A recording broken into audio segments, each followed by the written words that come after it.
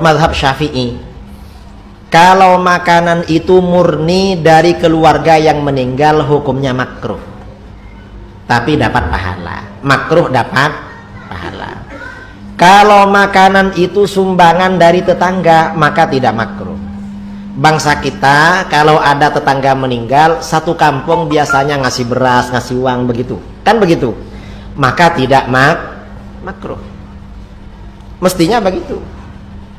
Itu mazhab Syafi'i. Itu 7 hari ya. Kalau hari-hari yang berikutnya ya sudah hilang kemakruhan. Mengapa? Orang baru meninggal tuh biasanya kan sibuk, gak sempat kerja. Kalau sudah 40 hari, apalagi yang meninggal istrinya, mungkin dah kawin lagi itu. Jadi sudah beda lah.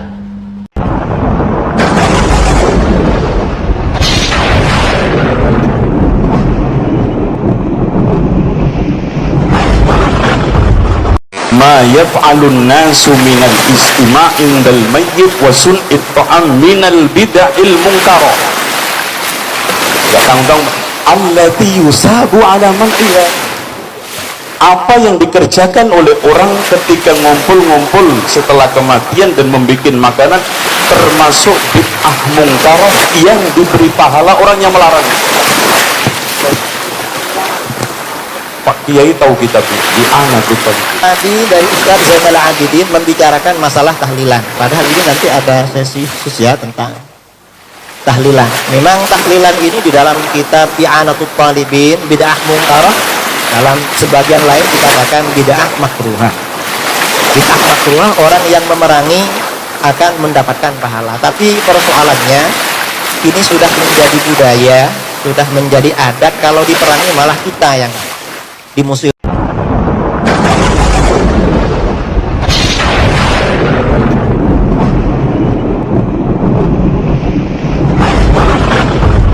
Ambil apa saja bid'ah yang mereka lakukan, pasti mereka cantolkan yang tidak berhubungan dengan itu.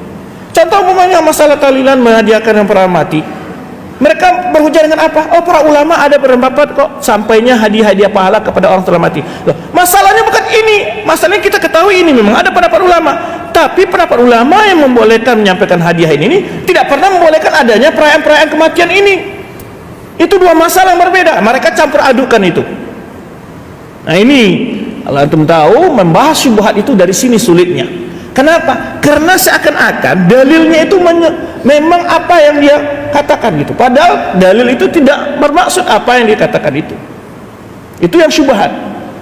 Ketika antum bantah tentang bid'ah-bid'ah kuburiyah, disebutkan Rasulullah membolehkan ziarah kubur kok, sunnah ziarah kubur kok.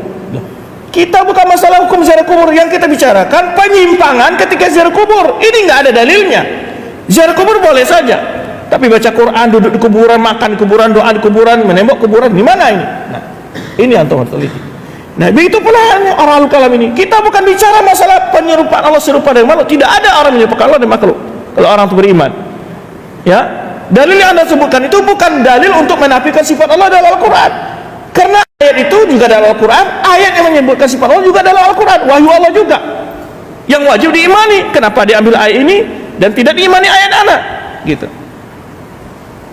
Tetapi karena ayat ini bukan maksud apa yang mereka maksud. Mereka memaksudkan ayat ini, menafsirkan ayat ini adalah artinya Allah tidak punya sifat. Padahal yang dinafikan sini apa? Keserupaan, kesetaraan, itu yang dinafikan.